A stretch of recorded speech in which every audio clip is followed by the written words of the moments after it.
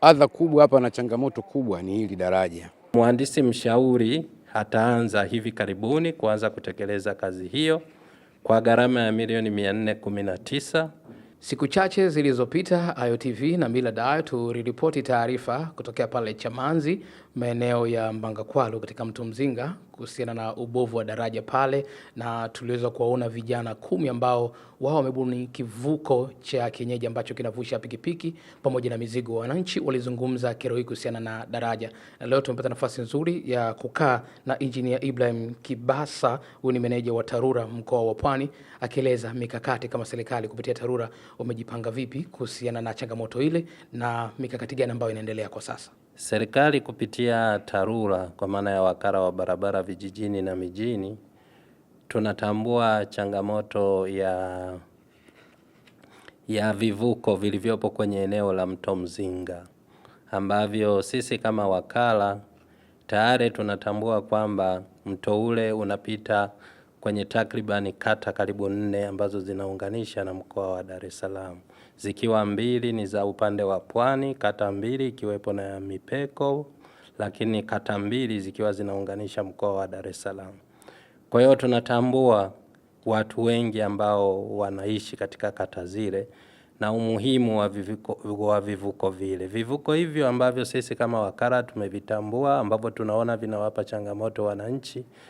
Tumeangalia kwenye eneo katika mto ule, kuna sehemu panaitwa Maji Matitu, panaleta changamoto, lakini kuna eneo la Videte pia panaleta changamoto, lakini pia kuna eneo jingine ambalo pia nalo linaleta changamoto katika eneo lile ambalo wananchi wanatakiwa kuvuka na kwenda upande wa pili. Sisi kama wakala tuna wajibu wa kuhakikisha kwamba wananchi wanapita bila changamoto yoyote. Vivuko vilivyopo ni baadhi ni vya mbao, tutajaribu tunaendelea kuhakikisha kwamba vinapitika walau kwa miguu, lakini tunatambua kwamba baadhi ya vijana wamekuwa wabunifu kuangalia namna bora ya kupitisha mizigo. Tunashukuru, lakini kama serikali tunaendelea na sisi kuhakikisha kwamba hilo tutahakikisha kwamba linawekwa katika utaratibu unaostahili au unaofaa.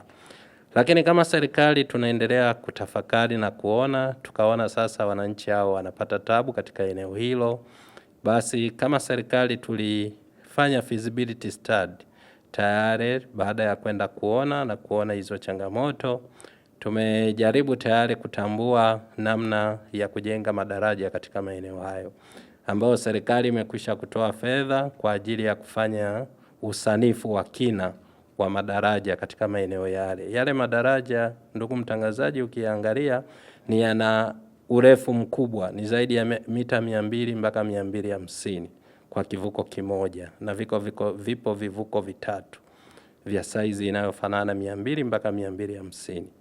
Kwa hiyo mhandisi mshauri ataanza hivi karibuni kuanza kutekeleza kazi hiyo kwa gharama ya milioni 419, na baada ya kukamilisha, nadhani sasa serikali itaanza kutenga fedha kadri ya upatikanaji wa fedha hizo ili kuhakikisha changamoto hizo za vivuko vya madaraja katika eneo hilo vinatatuliwa.